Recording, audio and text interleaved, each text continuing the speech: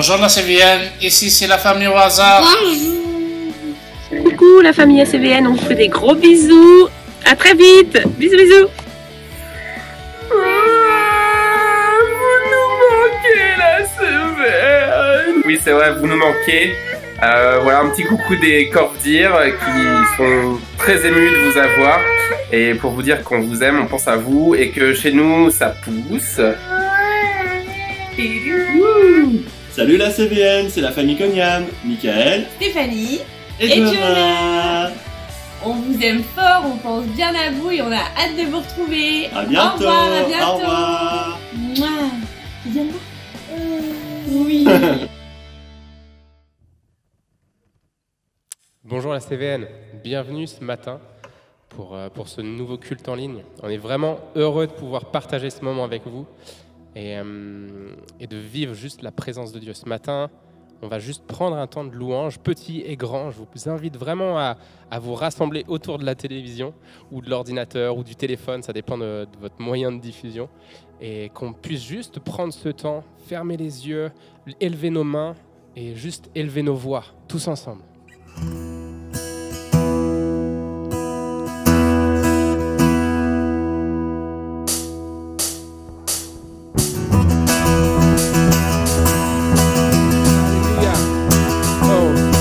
T'accueillons ce matin, nous t'accueillons pour qui tu es, Seigneur. Oh, viens, ne tarde plus, adore. Oui, viens, Seigneur, viens, ne tarde plus, donne ton cœur. Oh, viens. Tel que tu es, adore.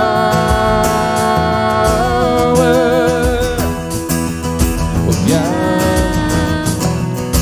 tel que tu es devant ton Dieu. Oui, viens.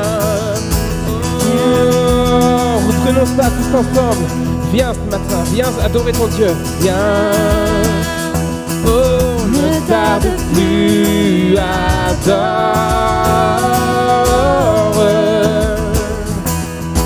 Viens, ne tarde plus, donne ton cœur. Oui, viens, viens, tel que tu es, adore. Oui, viens.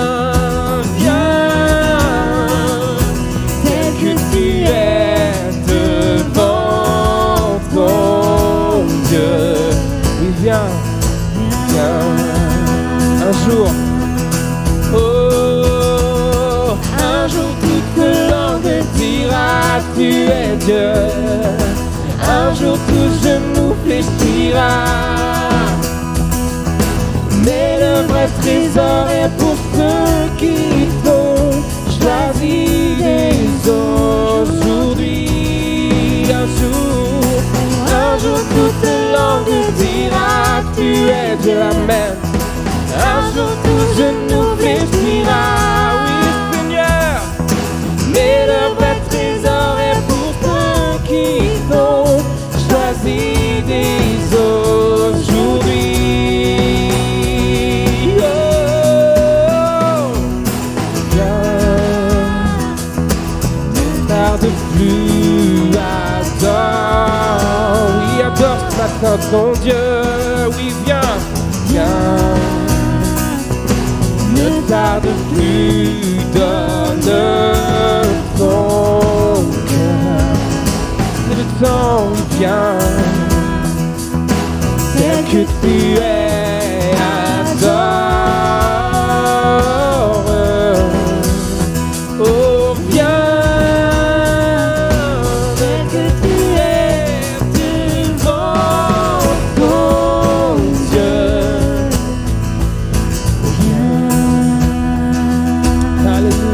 Matin, viens devant ton Dieu, viens l'honorer pour qui il est, viens l'honorer pour qui il est, ce Dieu d'amour, ce Dieu de gloire, ce Dieu de grâce. Oh, nous venons dans ta présence ce matin, Seigneur. Nous venons dans ta présence pour t'honorer de nos louanges. Reprenons ça. Viens, ne tarde plus, adore, oui, adore ton Dieu. Viens, ne tarde plus, donne ton cœur. Viens, ne tarde plus. Oh, ne tarde plus, et adore.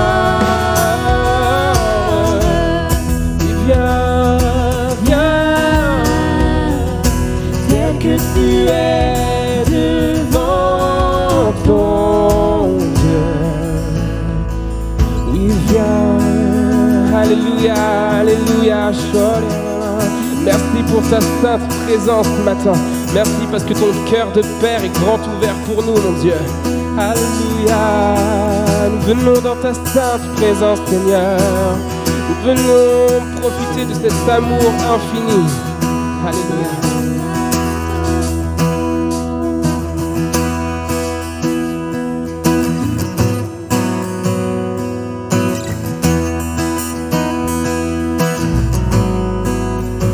Je lève mes yeux pour voir ta face, car mon secours est en ton nom. En toutes choses, tu me tiens dans ta main. Je me lève, ma force est en toi, et je cours sans m'épuiser, le cœur confiant. Jésus, tu es mon seul espoir. Et mon âme chante, oh, et mon âme chante, ton amour est sans fin, ton amour est sans fin. Ton amour est sans fin, et mon âme chante, ton amour est sans fin, ton amour est sans fin, ton amour est sans fin. Je vais aimer de ton amour et pardonner comme tu pardonnes. Ton grand amour et ton espoir remplissent ma vie. Je vais aimer de ton amour et pardonner comme tu pardonnes. Ton grand amour et ton espoir remplissent ma vie. Et mon âme chante, oh, et mon âme chante, ton amour est sans fin, ton amour est sans fin, ton amour est sans fin. Et mon âme chante, ton amour est sans fin, ton amour est sans fin.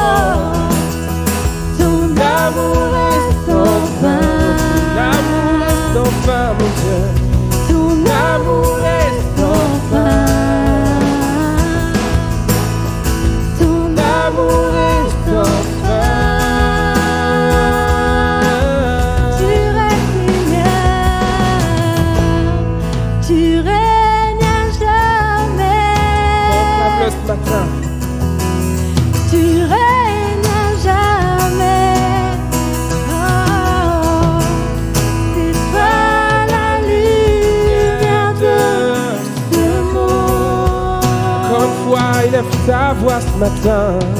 Proclame, proclame, tu règnes à jamais. Tu règnes à jamais. C'est toi la lumière de ce monde.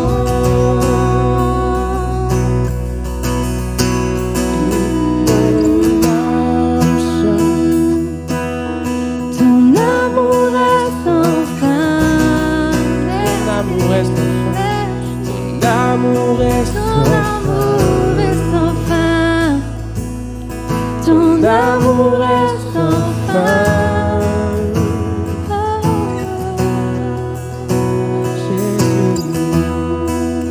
Merci pour qui tu es. Merci pour cet amour infini envers nous, mon Dieu. Encore ce matin, encore pendant ces temps où nous ne pouvons pas nous réunir physiquement, mon Dieu. Merci pour ton amour, parce qu'il est sans fin, parce qu'il est sans condition. Parce que tu nous aimes avant que nous soyons nés. Merci pour cette sainte présence et cet amour infini, mon Dieu. Sois élevé, Jésus.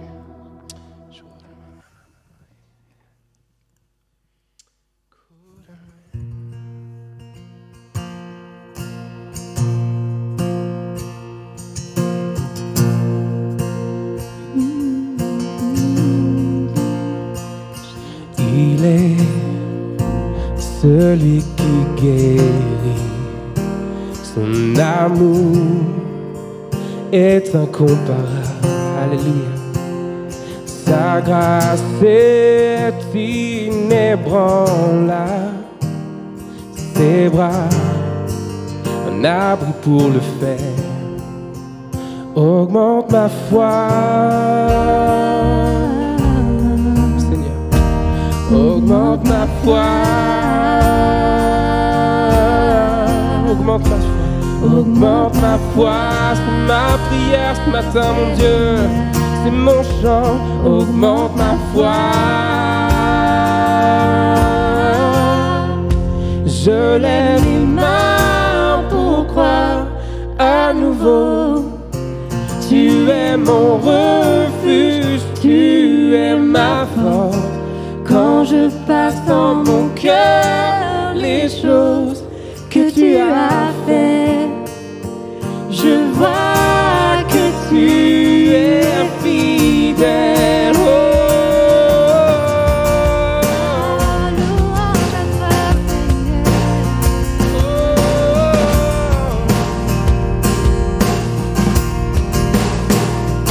Il y a comme une rivière qui coule du bois du calvaire. une fontaine pour la soifée. Alléluia, une grâce divine qui se déverse. Augmente ma foi, oui Seigneur, augmente nos foi, mon Dieu. Augmente ma foi.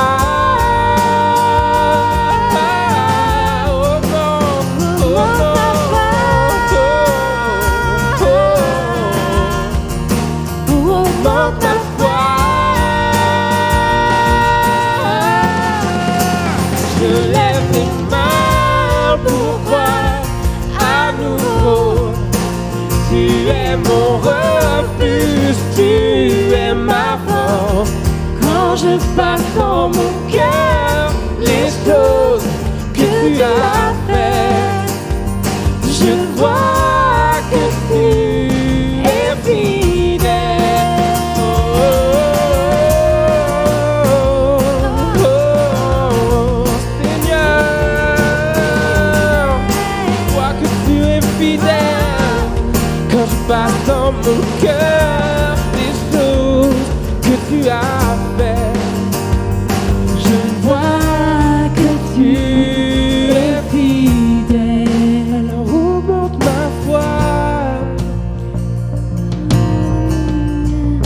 ouvre mes yeux, augmente ma foi.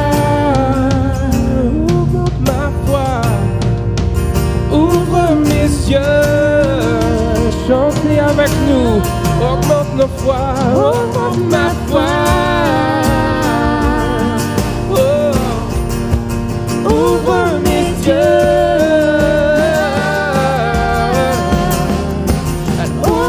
Ma foi et ouvre mes yeux. Je lève les mains pour croire à nouveau. Tu es mon refuge, tu es ma force.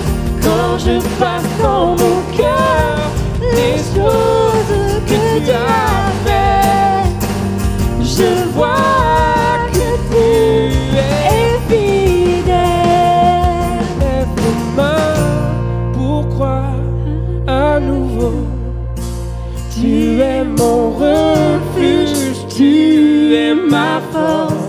Quand je passe dans mon cœur les choses que tu as faites, je vois que tu es fidèle. Seigneur, je vois que tu es fidèle.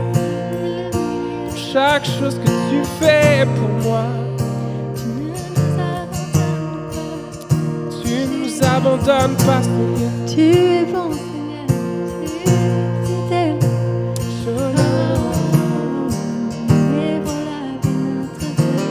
Merci pour cet amour insondable, inébranlable. Seigneur, nous croyons en toi, mon Dieu. Notre espoir est en toi, mon Dieu. L'amour parfait est en toi, mon Dieu.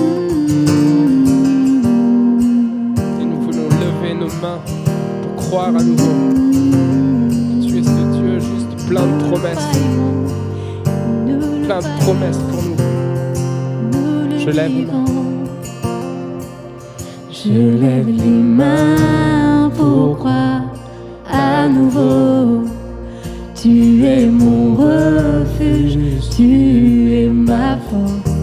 Quand je passe en mon cœur les choses que tu as faites, je vois que tu es fidèle.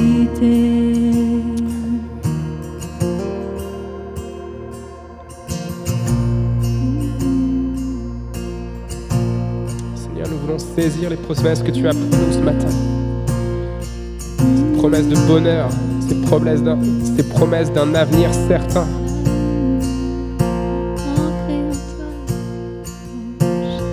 Seigneur, tu as dit que cette vie ne serait pas forcément évidente, mais tu nous as promis juste un amour, une grâce infinie. Et tu nous promets juste une vie juste à l'infini. Merci pour cette vie, cet espoir que tu déposes en nous, Seigneur. Nous voulons juste croire en ces promesses. Malgré les circonstances, malgré ce qui peut aujourd'hui nous affliger, Seigneur, nous voulons nous tenir droit debout, Seigneur, devant toi, sûr, certain des promesses que tu as pour nous, Seigneur.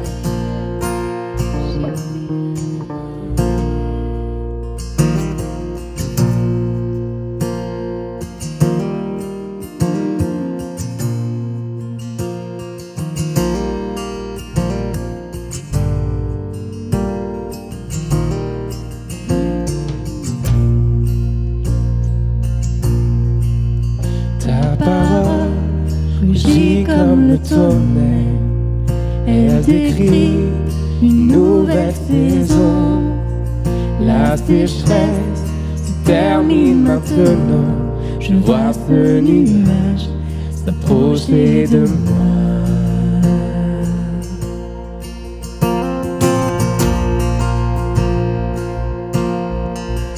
Vers les cieux, je lève mon regard. Il déborde de bénédictions. Jésus-Christ a déchiré le ciel. L'Esprit de Dieu se répand sur moi. Alléluia. Je reçois ta pluie.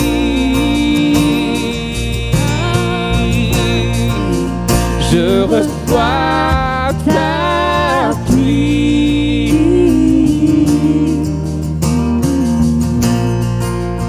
Je reçois ta pluie comme une promesse, comme une promesse. Je reçois ta pluie.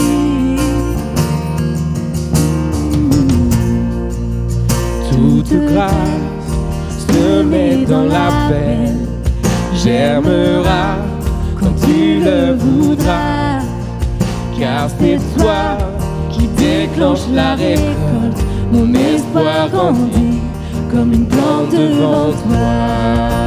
Comme une plante devant toi, je reçois ta pluie. Oui Seigneur, je reçois tout de toi. Oh, je reçois ta pluie.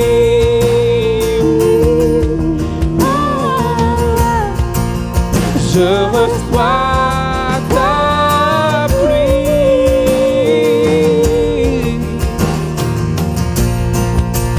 Je reçois ta pluie. Je reçois, je reçois, je reçois.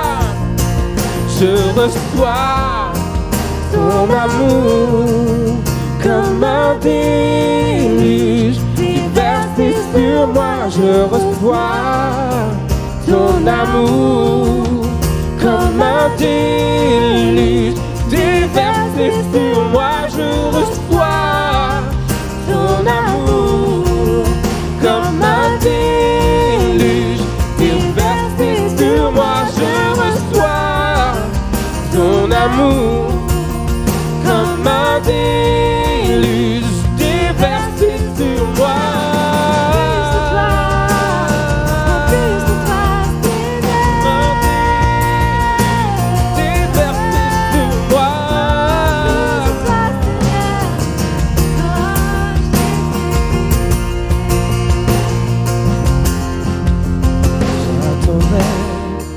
Se lève le soleil, impatient de voir tes promesses. Toute chose que tu as proclamée se réalisera. Qu'il en soit ainsi, oui, qu'il en soit ainsi. Je reçois ta pluie.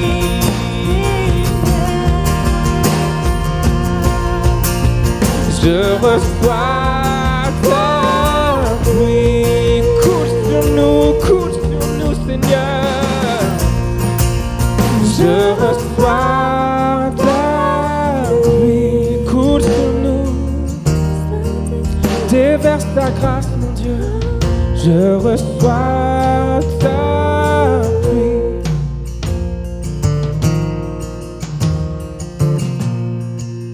Je reçois ta pluie. Déverse sur nous, Seigneur, tes promesses. Je reçois ta pluie. Ces promesses pleines de victoire,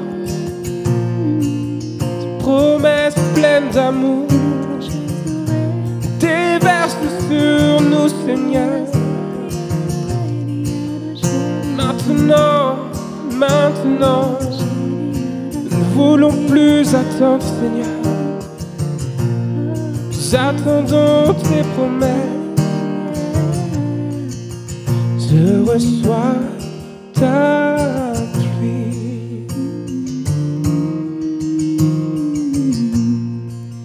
Je reçois ton amour comme un déluge déversé sur moi. Je reçois ton amour comme un déluge déversé sur moi. Je reçois ton amour comme un déluge déversé sur moi. Je reçois ton amour comme un déluge déversé sur moi.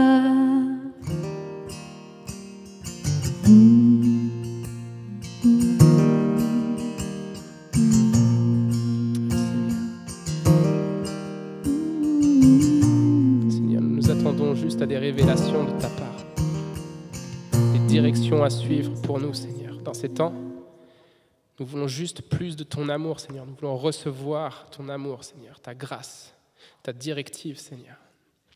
Et nous proclamons qui tu es un Dieu victorieux, Seigneur. Et dans tous ces moments, Seigneur, nous nous rassurons de nous dire que nous avons un Dieu qui est victorieux. Oh Seigneur Jésus.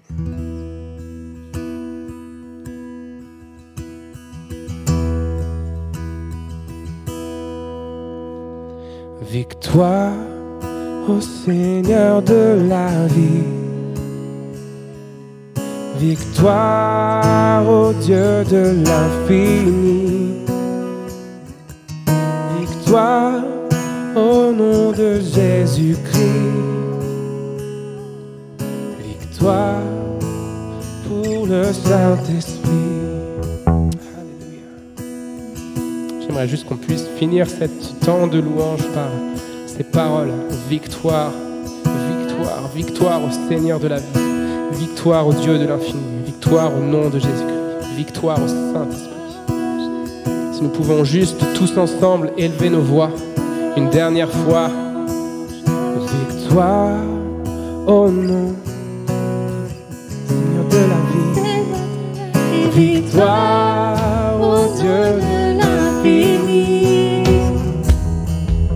Victoire au nom de Jésus-Christ. Victoire pour le Saint-Esprit. Dernière fois. Victoire au Seigneur de la vie. Victoire au Dieu de l'infini. Victoire au nom de Jésus-Christ. Victoire pour le Saint-Esprit. Toi soit la victoire, Seigneur. Merci pour qui tu es. Merci pour qui tu es. Merci pour cette victoire, Seigneur, sur nos vies. Oh, nous proclamons victoire. Victoire à toi, mon Dieu. Nous proclamons la victoire. Victoire à toi, Seigneur. Reprenons une dernière fois, victoire. Victoire au Seigneur de la vie. Victoire au Dieu de l'infini. Oh, victoire au nom de Jésus-Christ. Victoire pour le Saint-Esprit. Merci mon Dieu. Merci pour qui tu es. Alléluia. Merci pour qui tu es.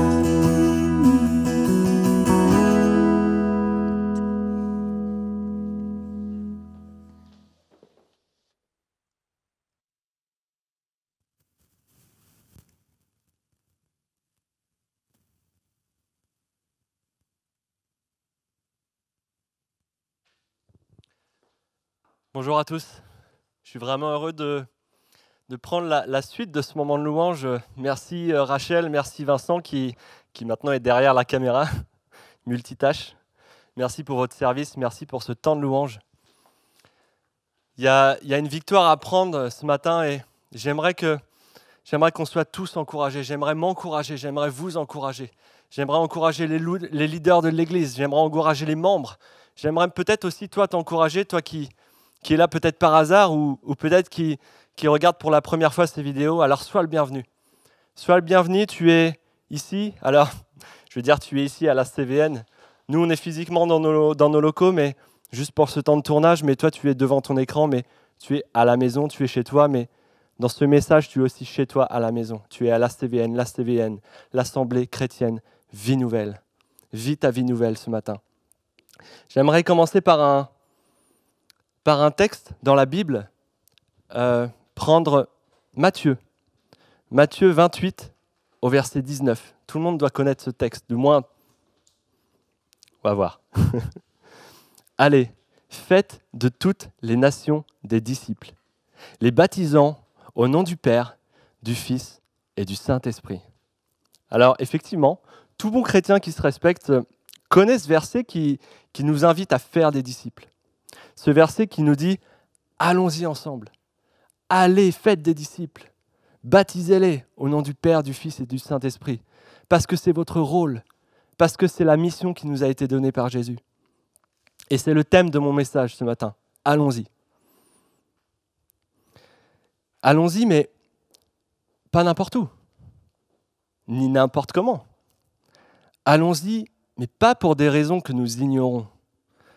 Allons-y, pas seulement parce qu'un gars dans une vidéo un dimanche matin a déclaré d'y aller, non. Allons-y premièrement parce que c'est un commandement de Dieu, c'est un commandement de Jésus. Allons-y en sachant où nous allons. Allons-y en ayant la conviction que nous sommes au bon endroit, au bon moment. Et j'aimerais le rajouter, allons-y. Allons-y même, et là c'est plus difficile, même si les circonstances ne nous sont pas favorables. N'attendons pas une multitude de signes. N'attendons pas tel ou tel signe pour dire « Ok, c'est bon, maintenant on y va ». Non, ce matin, lève-toi, allons-y ensemble. Nous avons un commandement. Ce commandement, c'est celui d'apporter la bonne nouvelle. Pourquoi tu voudrais priver un ami d'une bonne nouvelle? C'est sans aucune mesure que je te dis ça ce matin. Ne prive personne de cette bonne nouvelle, toi qui es au courant, toi qui sais, toi qui as goûté, toi qui connais Jésus au fond de ton cœur. Partage cette bonne nouvelle. Parce qu'une bonne nouvelle donne de l'espoir. Une bonne nouvelle réjouit un cœur abattu. Quoi qu'il arrive, annonce cette bonne nouvelle. Nous avons cette bonne nouvelle de Jésus-Christ. Jésus-Christ mort sur la croix, mort pour nos péchés, mort pour toi, mort pour moi. Mais surtout, Jésus-Christ ressuscité. Amen. Jésus-Christ, c'est cette bonne nouvelle, celui qui a vaincu la mort, qui est ressuscité d'entre les morts et qui t'a donné la vie éternelle. Oui, je le crois. Et j'ai cité Matthieu au chapitre 28 et au verset 19, mais j'aurais pu tout aussi bien prendre Marc au chapitre 16, et au verset 15. Allez dans le monde entier, proclamer la bonne nouvelle à toute la création. Et encore une fois, j'aurais aussi pu prendre Luc au chapitre 24 et au verset 47. Et que la repentance et le pardon des péchés soient prêchés en son nom à toutes les nations, à commencer par Jérusalem. Alors ce qui est intéressant de comprendre et de savoir, c'est que ces trois versets, ils sont à la fin de chaque livre respectif. Matthieu 28 est le dernier chapitre de Matthieu. Marc 16 est le dernier chapitre de Marc. Luc 24 est le dernier chapitre de Luc. C'est-à-dire que ce commandement, il arrive à la fin. Il arrive à point nommé. Et je crois qu'il y a une raison à ça. Ces trois versets, ils arrivent en fin de livre. Ils arrivent après le ministère de Jésus. Ils arrivent après que les disciples fussent enseignés par lui. Ils arrivent après qu'ils aient vu et compris sa résurrection. Alors, effectivement, j'imagine un peu ces trois versets en début de livre, avant le ministère de Jésus ou au début, avant que les disciples voient Jésus accomplir des miracles, avant qu'ils le voient ressusciter, avant qu'ils le reconnaissent comme Jésus, le Fils de Dieu, avant sa résurrection. Ça aurait été compliqué pour les disciples. J'imagine la scène. On imagine Jésus qui rencontre, sa première rencontre, c'est André et Simon-Pierre. On l'imagine qui rencontre, c'est « Allez les gars, allez, faites de toutes les nations des disciples. » Ça aurait été compliqué pour eux. Je pense que les disciples se seraient regardés entre eux, ils auraient dit « Mais attends, allez où enseigner quoi j'ai pas compris ce que tu nous venais dire par là. » Non, Jésus, il apporte ce verset au bon moment. Et tu es là ce matin au bon moment. Et chaque fois que tu apportes la parole de Dieu, tu le fais au bon moment. Un moment où l'esprit il est bien disposé pour les disciples. Un moment où le cœur il est ouvert. Un moment où ils ont compris le sacrifice de Jésus.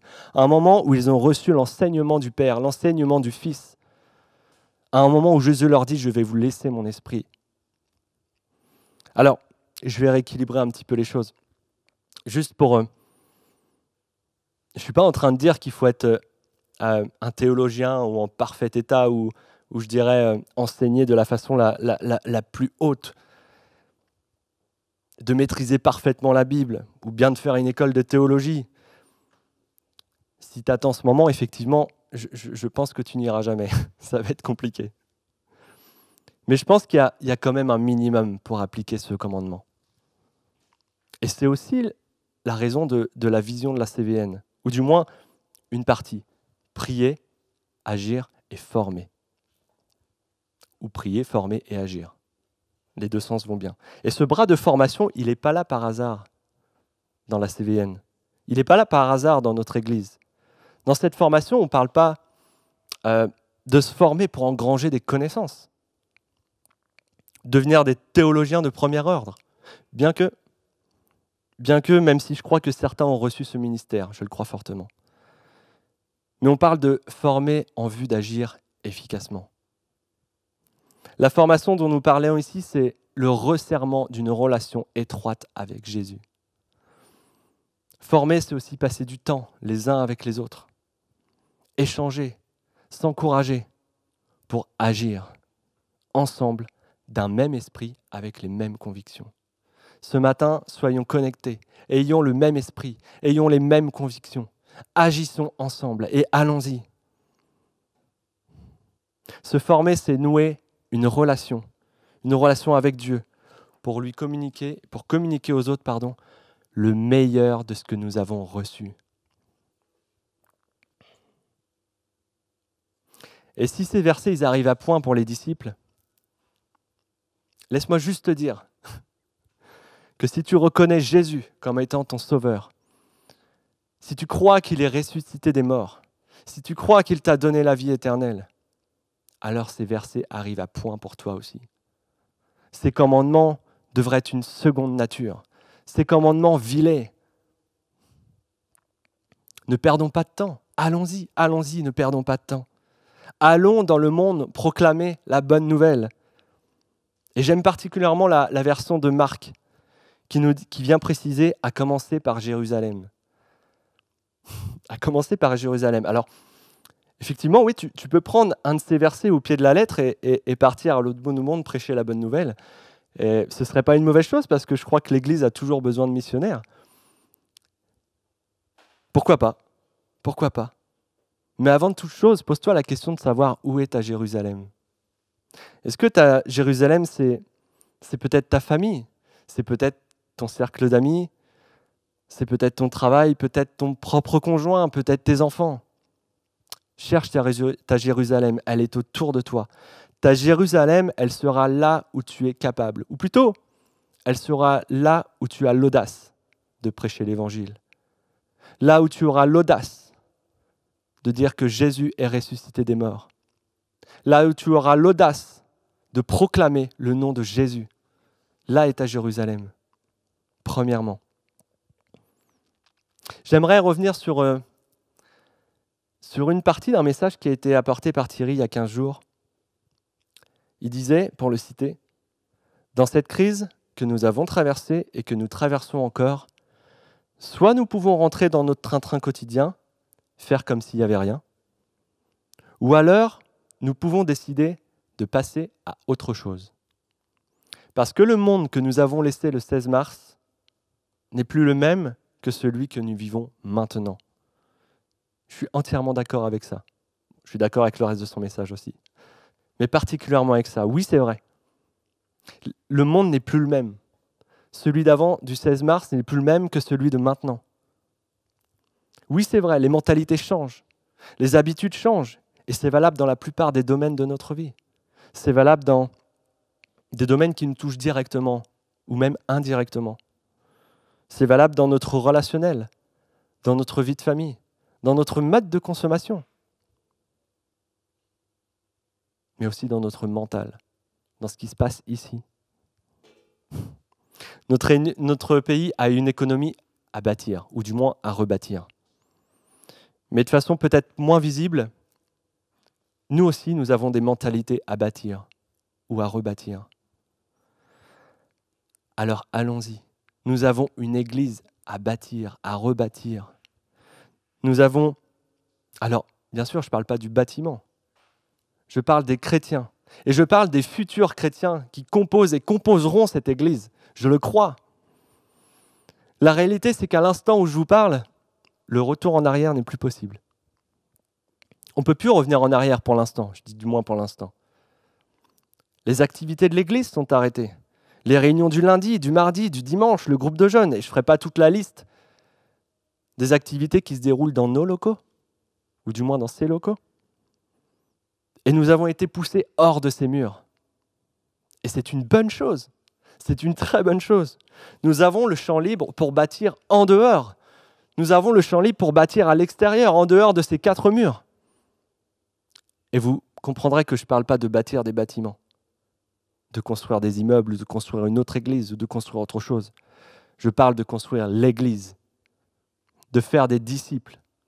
La vision de la CVN ne doit pas s'arrêter. Nous devons continuer de prier, nous devons continuer de former et nous devons continuer d'agir. Alors allons-y et allons-y pour bâtir.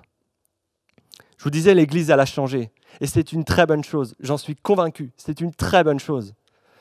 Parce que les mentalités aussi en dehors de cette Église ont changé. Si l'Église n'avait pas changé, qui sait? Qui sait? Notre génération, je parle du moins de ce que je vois en France et de ce qui m'entoure, a pris conscience que les fléaux, les guerres ne sont pas réservés qu'aux anciens, ne sont pas réservés qu'aux pays lointains. Nous vivons dans un monde où tout peut basculer du jour au lendemain, en quelques jours seulement, peut-être même en quelques heures. Nous pensions peut-être tout contrôler avec notre technologie, nous pensions peut-être tout contrôler avec notre connaissance, peut-être aussi l'empreinte de notre passé. On s'est peut-être dit on ne fera pas les mêmes erreurs que dans le passé. Mais ce qui se passe demain n'est pas forcément ce qui s'est passé hier. Et ça, le monde en a pris conscience. Et l'Église doit en prendre conscience aussi. Les réalités de cette pandémie nous ont amené surtout à nous retrouver dans la question de savoir qui nous sommes. Quel est notre rôle et comment survivre à ça? Et c'est particulièrement dans ces moments de guerre, d'oppression, de détresse, de maladie, que naturellement l'homme est enclin à rechercher quelque chose qui peut le sauver. C'est dans ces moments que nous comprenons que nous sommes poussière et que nous retournerons à la poussière. C'est peut-être un peu dur ce que je dis. Mais laisse-moi te dire précisément ce matin que c'est à ce moment-là, c'est dans ces moments que ton espérance doit prendre le dessus. Bannis la peur, c'est ton espérance qui prend le dessus parce que ton espérance est en Christ, ton espérance est en Jésus. C'est maintenant que nous devons comprendre que l'Église elle a changé. C'est maintenant que nous devons comprendre que c'est une bénédiction, une opportunité que Dieu nous laisse. Alors lève-toi ce matin parce que oui, les portes de cette Église sont peut-être fermées, mais le cœur des gens qui sont au dehors est ouvert. Le cœur des gens qui sont dehors est ouvert. Saisissons ce moment. C'est précisément dans cette foi pour laquelle nous sommes équipés que nous devons prendre le dessus et que nous devons contrebalancer sur une quelconque fatalité. Pour ceux qui ont suivi l'interview de Radija, on va prendre notre petit cachet ce matin. On va prendre notre petite pilule de Philippiens 4.4. Réjouissez-vous toujours dans le Seigneur. Je le répète, réjouissez-vous. Réjouis-toi ce matin. Réjouis-toi ce matin parce que tu as un sauveur, tu as un Dieu qui ne te laisse pas tomber, tu as un Dieu qui est au ton contrôle, tu as un Dieu qui sait de quoi est fait l'Église, tu as un Dieu qui t'a préparé depuis toute éternité. Tu es capable. Alors réjouis-toi. Réjouis-toi parce que Jésus règne dans ta vie. Réjouis-toi parce que tu as Dieu à tes côtés. Réjouis-toi parce que tu as le meilleur en toi. Réjouis-toi. Mais allons-y pour bâtir une Église établie sur le roc. Si nous devons bâtir ou rebâtir quelque chose, faisons-le sur le roc. Si nous voulons être efficaces, soyons dans l'assurance que Jésus est avec nous. Soyons dans l'assurance que nous sommes sur le bon chemin, que nous sommes au bon endroit, au bon moment, et que les paroles qui nous sont données arrivent à point. Jésus te parle toujours au bon moment. Effectivement, par contre, je suis vraiment conscient que cette pandémie a ouvert un champ de bataille. Un champ de bataille tout aussi présent dans notre vie spirituelle. Effectivement, physiquement, on voit des choses qui se passent, mais spirituellement, il se passe énormément de choses aussi. C'est un champ de bataille qui est ouvert. Ce champ de bataille, il se déroule aussi dans nos pensées, dans notre cœur, dans notre foi. Cette pandémie, elle a provoqué un changement qui est soudain et qui peut faire office de tempête. Et cette tempête, je ne sais pas sur quelle partie de ta vie elle a soufflé. Est-ce que c'est financier ? Est-ce que c'est le travail, bien que souvent ce soit lié ? Est-ce que c'est la santé ? Est-ce que c'est ton moral ? Est-ce que ta foi a été touchée ? Est-ce que c'est la famille ? Ce qui est sûr, c'est que cette bataille se déroule aussi puissamment dans le monde spirituel. Prends-en conscience ce matin. Il y a des enjeux spirituels forts et l'ennemi ne se laissera pas faire. Sois plus fort, sois plus vaillant, parce que Jésus est au-dessus de tout. Je le déclare ce matin. Réjouis-toi ce matin parce que tu as l'occasion d'accomplir un changement. Réjouis-toi ce matin parce que tu as l'occasion de vivre une église bien différente. Réjouis-toi ce matin parce que Dieu est fidèle et juste, il ne t'abandonnera pas. Réjouis-toi ce matin parce qu'il connaît toutes choses. Réjouis-toi ce matin parce que Dieu agit puissamment. Réjouis-toi ce matin parce que tu n'es pas seul. Réjouis-toi ce matin parce que oui, nous avons l'occasion de bâtir quelque chose de nouveau. Alors allons-y pour bâtir. Alors si ce matin je t'invite à considérer de toutes tes forces l'importance du commandement de Jésus, d'aller et de faire de toutes les nations des disciples, d'aller et de prêcher la bonne nouvelle. J'aimerais aussi t'inviter à prendre soin de ta maison, à prendre soin de ta vie. On entend beaucoup en ce moment, et je suis d'accord avec ça, prenez soin de vous. C'est une phrase que j'ai tellement entendue. Prenez soin de vous. Ça a remplacé le au revoir quasiment quand on dit au revoir à quelqu'un. Prends soin de toi. Et j'aimerais aussi effectivement t'engager et t'exhorter à prendre soin de toi physiquement. Mais au-delà de ça, j'aimerais aussi t'engager et t'encourager à prendre soin de toi spirituellement. Ta vie spirituelle est tout aussi importante, peut-être même plus. Et je voudrais prendre un autre texte et lire avec vous dans Matthieu. Matthieu au chapitre 7. Jérémie avait déjà prêché un petit peu là-dessus il y a 2 mois de ça environ. Je crois que c'était le 22 mars. Il avait prêché là-dessus, établi sur le roc. Et j'aimerais reprendre ce texte et le lire avec vous. Matthieu 7, au verset 24. C'est pourquoi quiconque entend ces paroles que je dis et les met en pratique sera semblable à un homme prudent qui a bâti sa maison sur le roc. La pluie est tombée, les torrents sont venus, les vents ont soufflé et se sont jetés contre cette maison. Elle n'est point tombée parce qu'elle était fondée sur le roc. Mais quiconque entend ces paroles que je dis et ne les met pas en pratique sera semblable à un homme insensé qui a bâti sa maison sur le sable. La pluie est tombée, les torrents sont venus, les vents ont soufflé et ont battu cette maison. Elle est tombée, sa ruine a été grande. Cette parabole enseignée par Jésus nous parle de 2 maisons. L'une bâtie sur le roc et l'autre bâtie sur le sable. Celle bâtie sur le roc reste debout face à la tempête. Elle ne tremble pas, elle ne s'écroule pas. Elle reste debout malgré tout, parce que construite sur le roc, construit sur le nom de Jésus. L'autre, bâtie sur le sable, c'est un peu plus compliqué pour elle. Non seulement elle s'écroule, mais on dit que sa ruine a été grande. Double conséquence. À l'image de ce qui s'est passé dans notre société avec cette pandémie, j'aimerais te poser une question. Peut-être qu'une partie de ta vie s'est écroulée.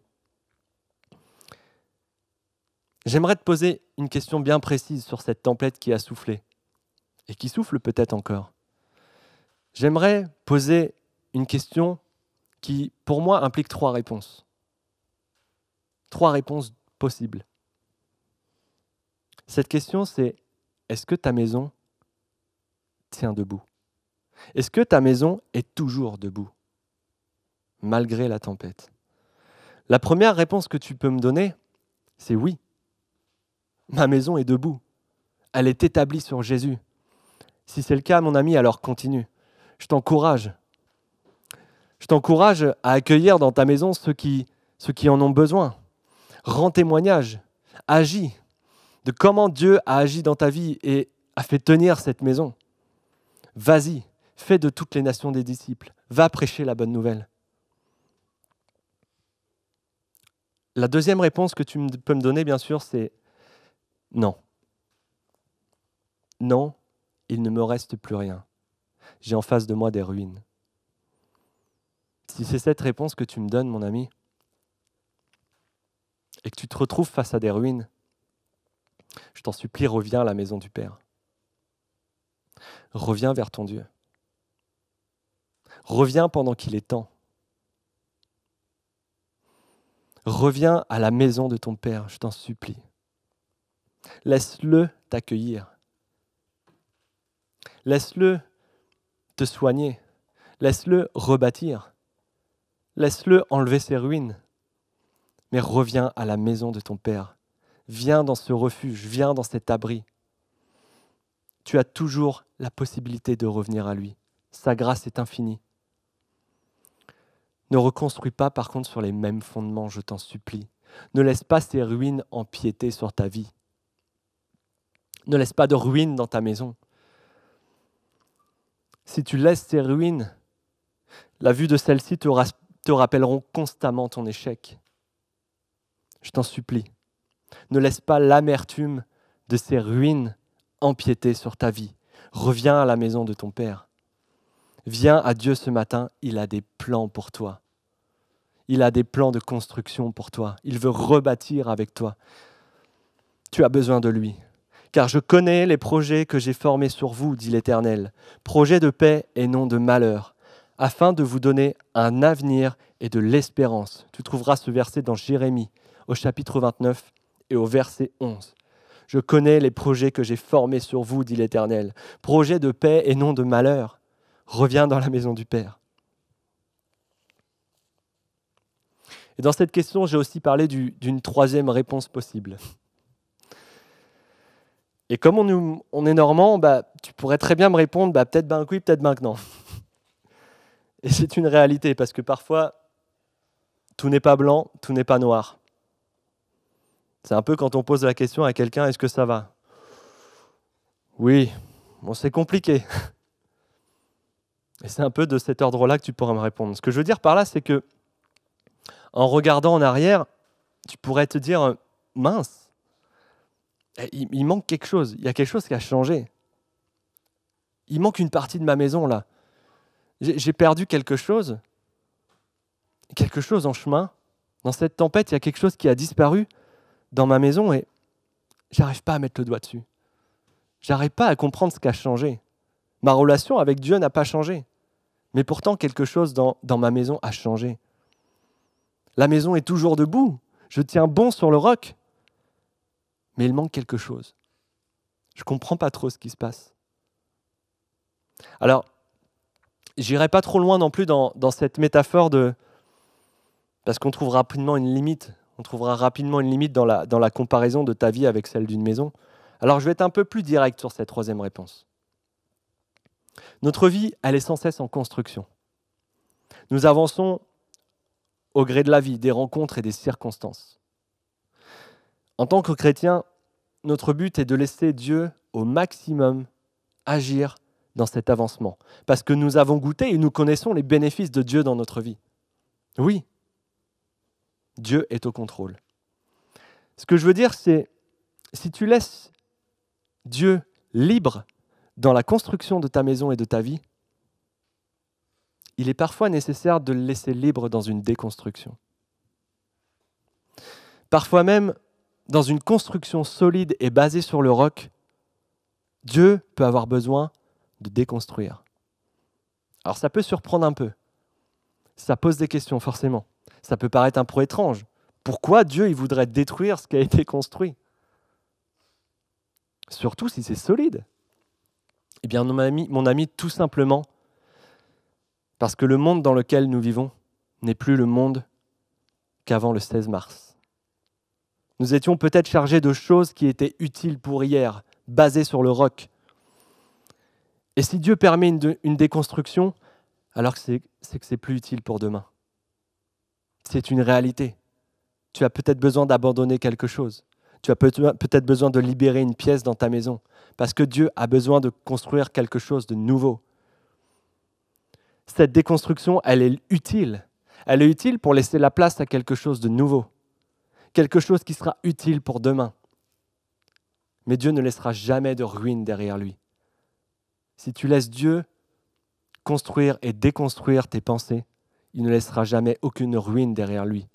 Il laissera toujours quelque chose de neuf, quelque chose qui sera utile pour maintenant, quelque chose qui sera utile pour les autres, quelque chose bien sûr qui sera utile pour toi, mais quelque chose qui sera juste, véritable, adapté et qui correspondra aux besoins de ce monde. Ce que l'Église a fait avant le 16 mars et l'équipement qui était le nôtre était bon jusqu'à cette période. Je crois que nous avons bâti quelque chose qui était solide. Mais maintenant, nous devons faire de la place. Laissez Dieu enlever ce qui ne peut plus porter cet ancien équipement. Et laissez Dieu nous laisser un équipement qui sera nouveau, un équipement qui sera adapté à cette saison et qui fera de nous un édifice parfait. Un édifice qui soit pour la gloire de Jésus. Un édifice toujours basé sur le roc, toujours basé sur la parole de Jésus. Pour que nous soyons un refuge et un rempart pour ce monde. Dans tous les cas, mon ami, ne laisse pas une place vide. Et quelle que soit ta réponse, quel que soit ce que tu m'as donné comme réponse, ne laisse pas de place vide dans ta maison. Ne laisse pas de place vide dans ta vie. Fortifie-toi, bâtis, rebâtis. Ce sera forcément bon pour toi, parce que ce sera bon pour Jésus dans ta vie. Mais bâtissons sur le roc ensemble. Allons-y. Construisons avec les fondements que sont la parole et l'Esprit de Dieu. Laissons agir Dieu au gré des besoins. Il a des plans pour chaque saison de notre vie. Il sait ce qui est bon et juste pour sa gloire. Alors n'aie pas peur. N'aie pas peur parce que tu as Dieu avec toi. N'aie pas peur parce que tu as Jésus avec toi. N'aie pas peur parce que tu as une force en toi. Tu as l'Esprit de Jésus en toi. Oui, tu as l'Esprit de Jésus en toi. Et je vais terminer ce message et inviter le groupe de louanges à reprendre ce chant. Victoire. Victoire. Victoire au nom de Jésus-Christ. Parce que oui, tu as cette victoire ce matin en toi. N'aie pas peur parce que ta maison est protégée. Si tu bases ta vie sur les fondements de la parole et que tu les mets en pratique, alors ta maison est protégée contre toutes les tempêtes et toutes les intempéries qui peuvent s'abattre. Cette protection, elle se compose de 9 clôtures. J'aime cette image. Ces 9 clôtures sont chacune adaptées à une situation donnée. Et laisse-moi te citer ces 9 clôtures. Peut-être que tu as déjà compris. Ces 9 clôtures qui vont s'ériger, ce sera l'amour, la paix, la joie, la patience, la bonté, la bienveillance, la foi, la douceur, la maîtrise de soi. Si tu construis ta vie avec Dieu, si tu la bases sur le roc, c'est avec puissance de l'Esprit de Dieu que ces clôtures s'érigeront. Tu verras naturellement ces clôtures monter en toi. Tu verras naturellement ce fruit sortir de toi. Tu verras naturellement ce fruit se communiquer autour de toi. C'est Dieu lui-même qui bâtira autour de toi. Elles seront les conséquences d'une maison bâtie sur le roc, de son fondement jusqu'à son sommet. C'est précisément ce qui doit nous motiver à aller. C'est ce que nous devons emmener avec nous. Ce que nous emmenons ira contrebalancer la perte des repères. Ce que nous emmenons ira contrebalancer le désespoir. Ces 9 fruits sont bien suffisants. Ces 9 fruits sont bâtis par Dieu et sont les conséquences dans ta vie d'une vie avec lui. Et ce qu'il est important de se rappeler, c'est que ces 3 versets, ce commandement que nous avons reçu de Jésus, ne nous invite pas à faire des disciples qui nous suivent, mais des disciples qui suivent Jésus. C'est ce que la Bible nous enseigne, de nous multiplier. Alors allons-y. Ce que nous devons multiplier, c'est ce que nous avons reçu de meilleur de la part de Dieu. J'aimerais prier avec vous. Oh Seigneur. Seigneur, merci pour ta parole. Merci parce qu'avec toi, nous pouvons bâtir sur du solide.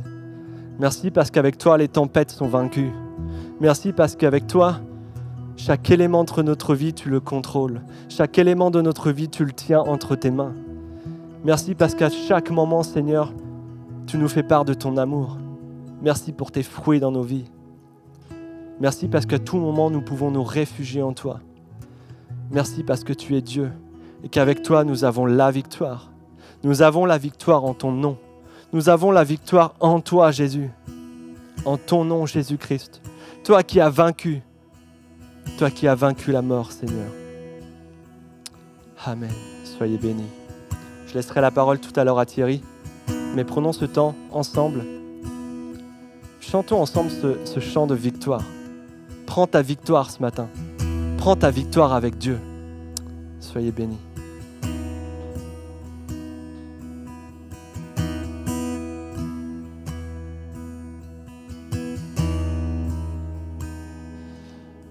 Bonjour à tous. Je suis très heureux de vous savoir nombreux devant votre écran. Et avant de laisser la place à Vincent et à Rachel, on veut remercier à Michael vraiment pour cet encouragement qu'il nous a donné. Et je ne vais pas être très long, j'aimerais simplement nous interpeller. Et c'est un message qui concerne particulièrement la famille ACVN. Mais ça n'exclut pas les autres. Si vous êtes chrétien et que peut-être vous n'avez pas un programme dans votre assemblée, sentez-vous libre de vous joindre à nous. Donc depuis quelques jours, je suis vraiment interpellé par le Saint-Esprit.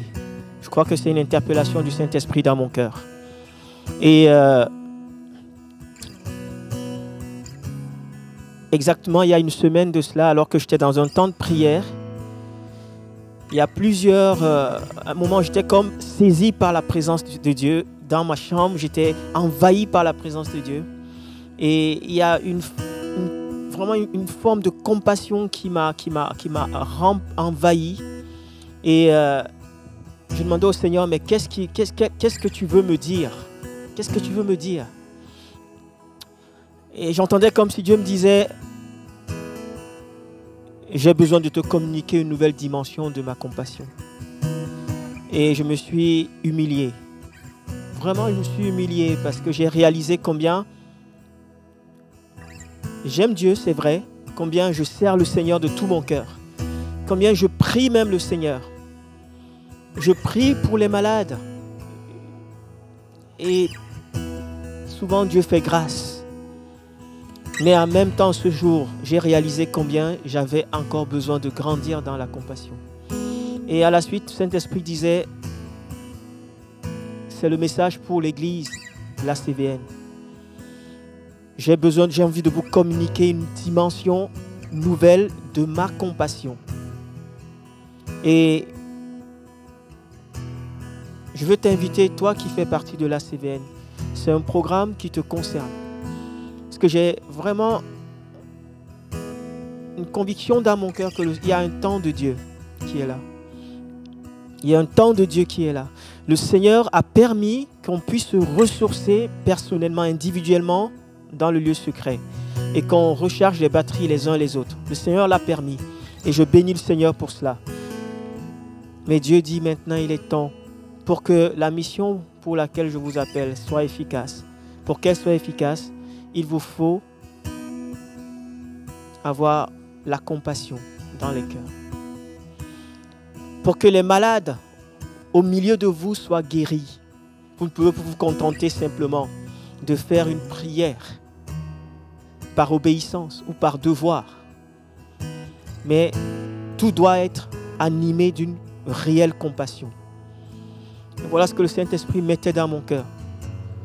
Je veux vous encourager et avec les anciens, on en a parlé, on sent qu'il y a une convocation divine de Dieu.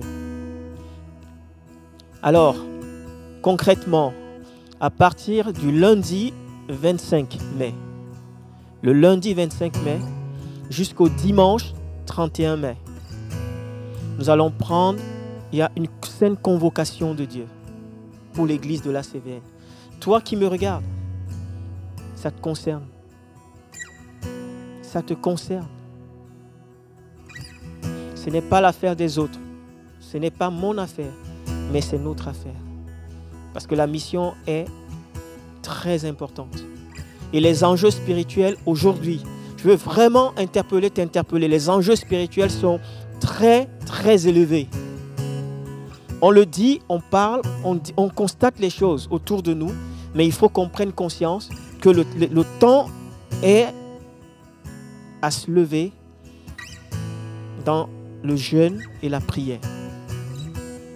Du 25 au 31, il y a un temps de jeûne et prière.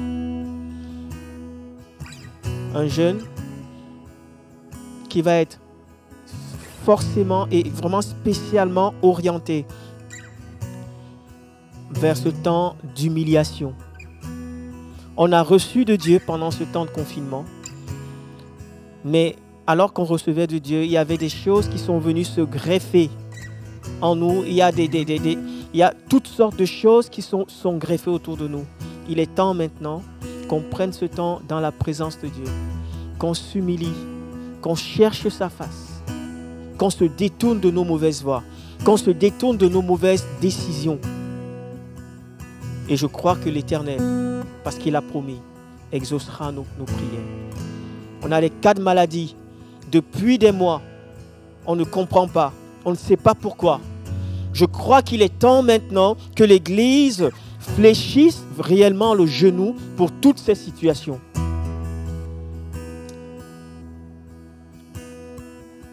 Mon ami, ne pense pas que c'est l'affaire de quelqu'un d'autre.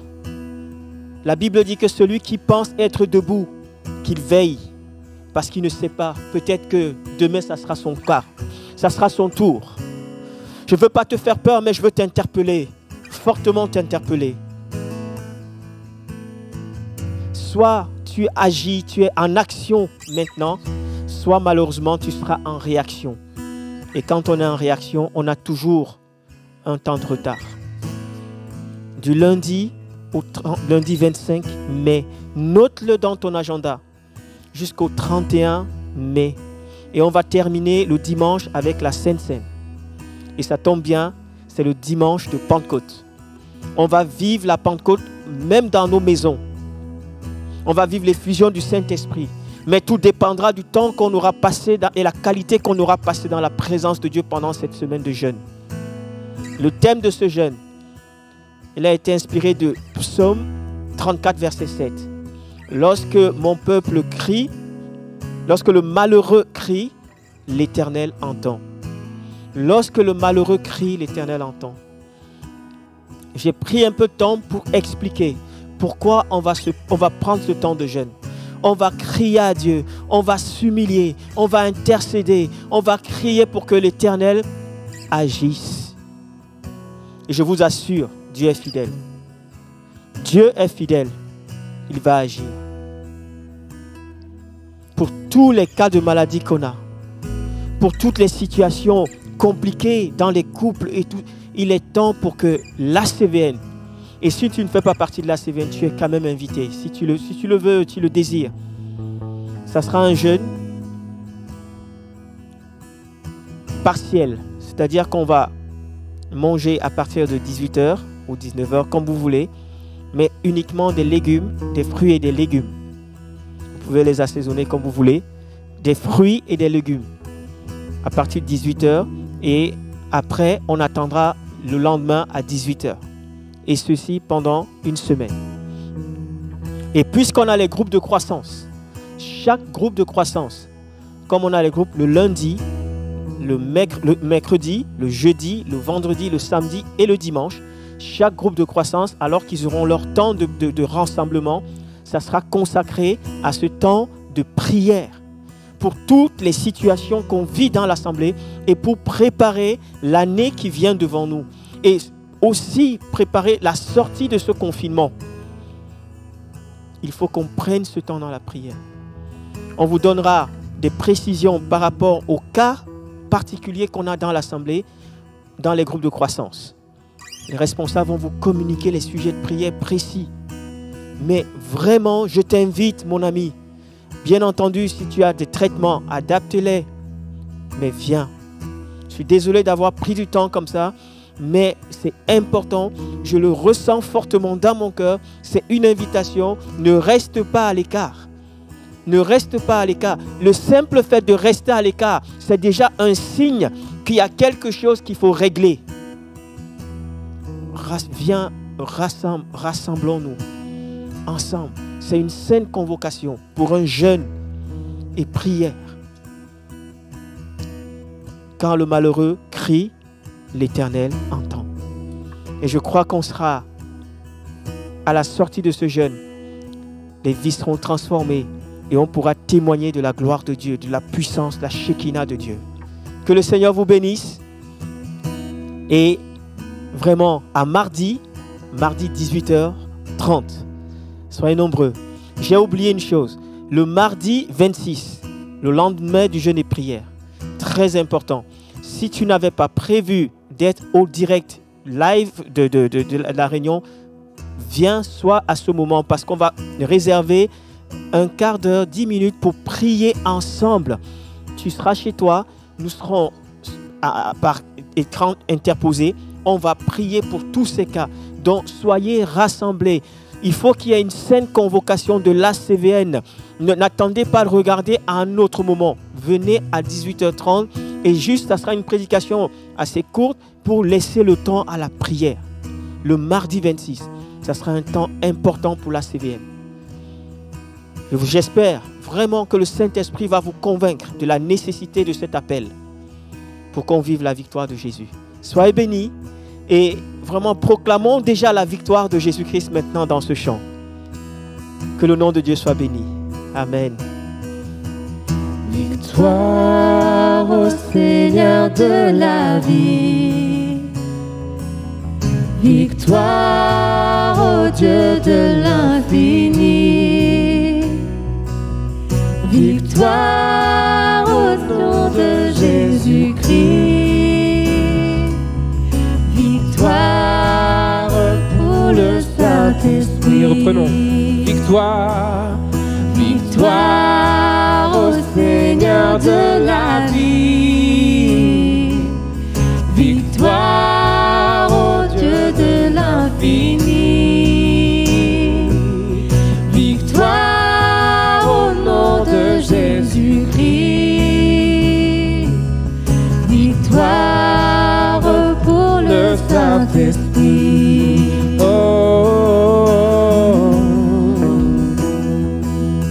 Le règne est pour le Tout-Puissant.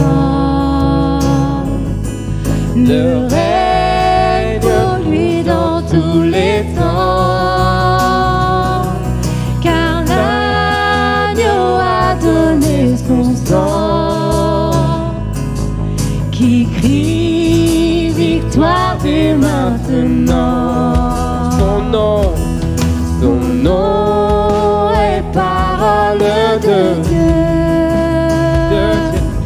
Il juge et règne dans les cieux. Il est le lion de Juda qui a triomphé du combat. Oui, tu as triomphé du combat, mon Dieu. Oh, proclamons la victoire à notre Dieu ce matin. Oh,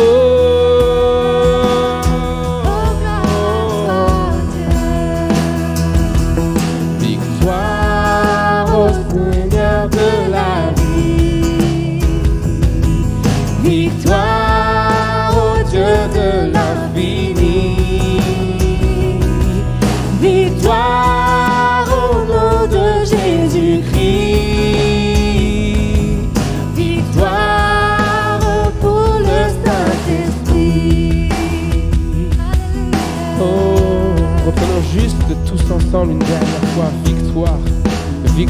notre Dieu, victoire à notre Père, victoire à Jésus, victoire au Saint-Esprit. Proclamons-le ce matin. Victoire au Seigneur de la vie, victoire au Dieu de l'infini. Oui, proclame ce matin. Victoire au nom de Jésus-Christ, victoire pour le Saint-Esprit. Alléluia, victoire à toi seul, mon Dieu, ce matin. Dans nos vies, dans toute situation, Seigneur, à toi soit la victoire, mon Dieu. Merci pour ces temps que nous avons pu vivre ensemble, mon Dieu. Je te prie de raccompagner chacun chez lui, Seigneur. Et que ce temps qui suit cette réunion soit un temps béni, mon Dieu. Merci pour ta grâce, Seigneur.